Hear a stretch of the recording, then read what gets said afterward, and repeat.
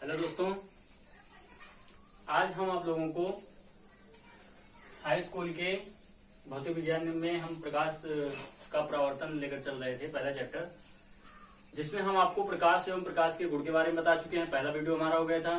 दूसरा वीडियो हम आपको प्रकाश के परावर्तन के बारे में बताए हैं। आज हम बात करने वाले हैं गोलीय दर्पण के बारे में।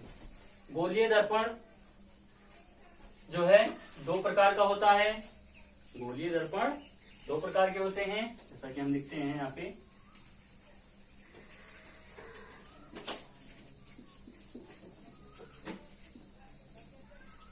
गोलीय दर्पण दो प्रकार का होता है। गोलीय दर्पण दो प्रकार का होता है। पहला होता है अवतल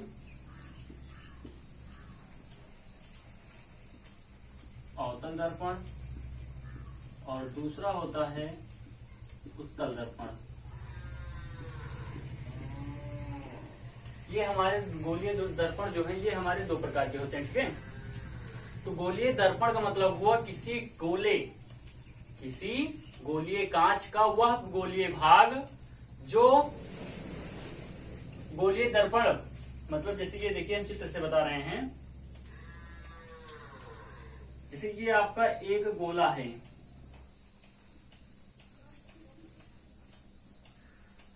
गोलीय दर्पण जो होता है वो गोले से ही बना होता है। अब ये जैसे कोई गोला है, ये आपका एक गोलीय दर्पण है, कांच है। अगर इसमें से हम अब ये जैसे इस वाले भाग को, इतने भाग को अगर हम निकाल दें तो ये इसका क्या होगा, ये सेंटर होगा। कोई भी गोलीय दर्पण हो उसका क्या होगा, एक सेंटर होगा। ये इसका केंद्र हो। अब ये जो गोला का ये जो आपको डॉटेड नहीं है, जो आपका जो है कंटिन्यू लाइन है, ये आपका एक गोलीय पृष्ठ कहलाता है, ठीक है। गोले का वह भाग जो गोलीय रूप में होता है उसे हम क्या कहते हैं, गोले का पृष्ठ होता है। तो इसमें भी अवतल दर्पण, तो देखिए हम पहला अवतल दर्पण के बारे में लिखते हैं।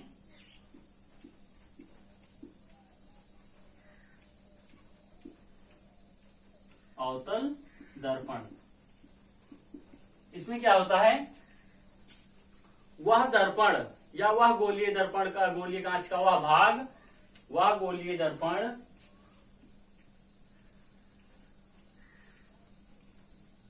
वह गोलीय दर्पण का भाग या वह दर्पण, सीधे लिखिए, वह दर्पण जो अंदर की ओर,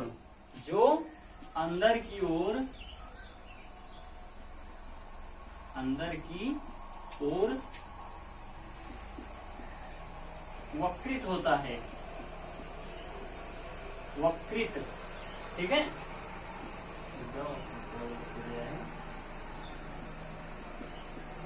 वक्रित यानी वक्रित का मतलब हुआ कि दबा हुआ। क्या हुआ, दबा हुआ।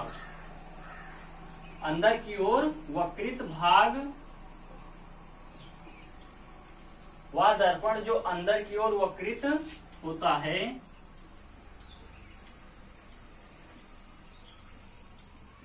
उसे अवतल दर्पण,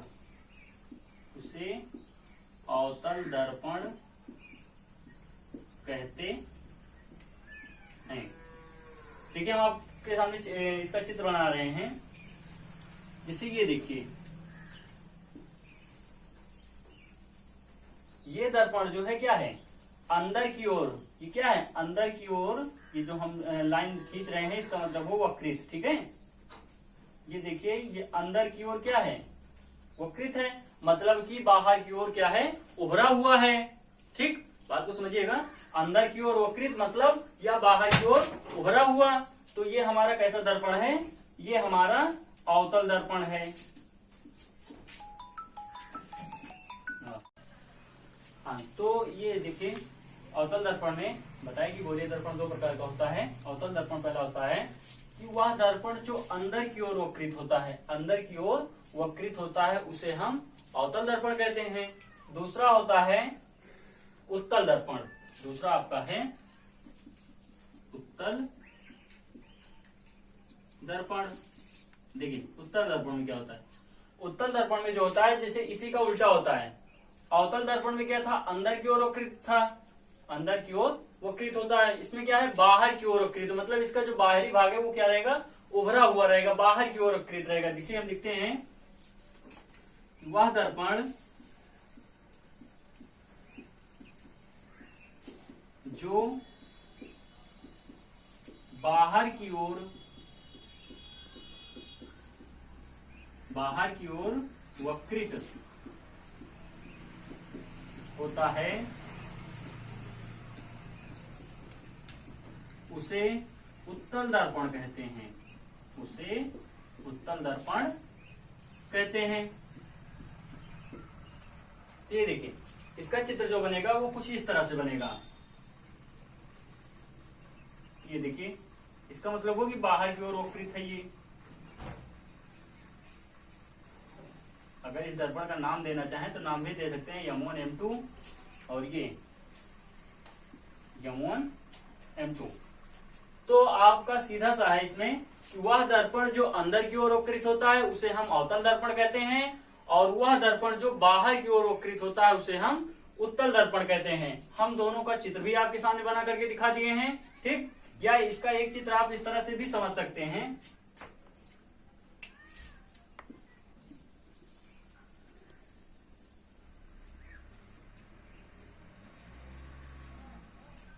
ये जैसे आप देखिए कभी कभी आपके यहाँ जब जो टार्च होती है उसमें देखिए कि क्या होता है कि बाहर मतलब किनारा जो होता है उनका पतला होता है और बीच में क्या होता है, उभरा हुआ भाग होता है। तो यहाँ पे देखिए किनारों पर क्या है, पतले हैं और बीच में क्या है, उभरे हुए भाग हैं। तो हम इनको पहचान करके भी कहीं कहीं आपसे पूछ लिया जाता है कि आपको दो लेंस दिए हैं तो आप किस पहचान से बताएंगे कि कौन सा उत्तल दर्पण है और कौन सा अवतल दर्पण है। चलिए अभी इसको भी हम स्पष्ट करवा देंगे। और अवतल का दूसरा जो चित्र बनता है वो कुछ इस तरह से बनता है। ये भी क्या है, आपका अवतल दर्पण है। तो देखिए ये अंदर, हाँ तो देखिए आपका जो अवतल दर्पण का है दूसरा चित्र इस तरह से और इस तरह से भी होता है, ठीक है। अगर इसकी हम पहचान के बारे में बात करें, अगर नोट्स बना रहे हैं तो स्क्रीनशॉट लेकर के इनका नोट्स तो बना सकते हैं, ठीक है। देखिए हम यहाँ पे पहचान इनकी लिख रहे हैं। किस तरह से आप पहचानेंगे, अगर कोई आपको दो दर्पण दे दिए और कहे कि आपको बताइए कौन सा उत्तल है कौन सा अवतल दर्पण है, तो आपको हम पहचान के रूप में लिखवा रहे हैं। पहला है इसमें, तो पहचान के लिए आप देखिए अवतल दर्पण जो होता है वो क्या होता है, अवतल दर्पण जो होता है, अवतल दर्पण किनारों पर मोटा तथा बीच में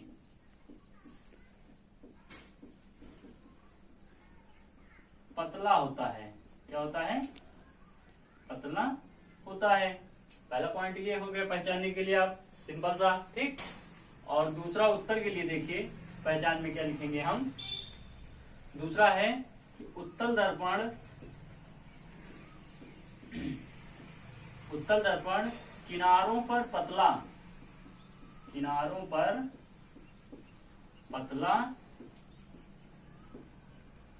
तथा बीच में मोटा होता है, ठीक। तो ये दो हम पहचान के रूप में, तो जैसे इसमें देखिए कि अवतल दर्पण किनारों पर मोटा तथा बीच में पतला होता है। अब देखिए अवतल दर्पण का ये जो किनारा है ये देखिए मोटा है और बीच में क्या है, पतला है। तो ये हमारा अवतल दर्पण हो गया। उत्तल दर्पण में क्या है कि उत्तल दर्पण किनारों पर पतला तथा बीच में मोटा होता है। अब देखिए ये आपका उत्तल दर्पण, यहाँ पे देखिए किनारों पर पतला है और बीच में देखिए मोटा है। तो ये आपका क्या हो जाएगा, उत्तल दर्पण, ठीक है।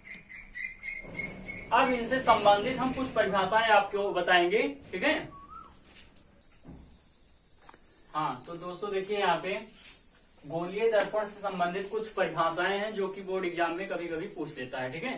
तो जिसे हम छोड़ेंगे नहीं और साथ में पढ़ते चलेंगे। तो यहाँ पे देखिए आपका तो जैसे ये गोलीय दर्पण का किसी, मान लीजिए ये अवतल दर्पण है, इसी अवतल दर्पण में हम जितनी परिभाषाएं सब आपको दिखाते हैं, ठीक। तो अवतल दर्पण, ये कैसा दर्पण है आपका, अवतल दर्पण, ठीक है। ये आपका अवतल दर्पण है। अब देखिए इस दर्पण में जो ये नाम दिया गया है, ये कौन सा दर्पण है, M1 M2 है, ठीक है। दर्पण का नाम हम क्या दे दिए हैं, M1 M2 दे दिए हैं। अब यहाँ पे देखिए पहला पॉइंट है दर्पण का ध्रुव। दर्पण का ध्रुव मतलब जो गोलीय दर्पण के मध्य होता है। यहाँ पे देखिए ये आपका क्या है, ये दर्पण का ध्रुव है, जिसे हम किससे प्रदर्शित करते हैं, कैपिटल P से। देखिए यहाँ पे लिखा है कि गोलीय दर्पण के परावर्तक तल, गोलीय दर्पण के परावर्तक तल के मध्य बिंदु, गोलीय दर्पण, ये कोई गोलीय दर्पण था। देखिए यहाँ पे अगर इनको हम डॉटेड कर दें आगे, जैसे ये देखिए ये कोई गोलीय दर्पण हो गया, कोई गोलीय दर्पण हो गया। गोलीय दर्पण के परावर्तक तल, अब ये कैसा तल है, ये आपका परावर्तक तल है। ये आपका कैसा तल है, परावर्तक तल है। परावर्तक तल के मध्य बिंदु, अब ये परावर्तक तल के मध्य बिंदु को ध्रुव कहते हैं। क्या कहते हैं हम, ध्रुव, जिसे कैपिटल P से प्रदर्शित करते हैं, ठीक है। पहला पॉइंट आपका हो गया। दूसरा यहाँ पे देखिए, दूसरा है वक्रता केंद्र। कह रहा है इसमें कि गोलीय दर्पण जिस खोखले गोले का, गोलीय दर्पण जिस खोखले गोले का भाग होता है उसे दर्पण का वक्रता केंद्र कहते हैं। अब जैसे कि देखिए गोलीय दर्पण का ये भाग है, तो इसका जो केंद्र होगा, केंद्र तो बनेगा ही, तो ये क्या हो जाएगा आपका C, जिसे हम क्या कहते हैं, वक्रता केंद्र, और जिसे हम C से प्रदर्शित करते हैं, ठीक। बात समझ में आई। गोलीय दर्पण का किसी वह भाग जो दर्पण, ठीक है, गोलीय दर्पण जिस खोखले, गोलीय दर्पण जिस खोखले गोले का भाग होता है उसे दर्पण का वक्रता केंद्र कहते हैं। ये आपका वक्रता केंद्र हो गया, ठीक, जिसे हम कैपिटल C से प्रदर्शित करते हैं। चलिए अब तीसरा पॉइंट, ये दोनों हो गए।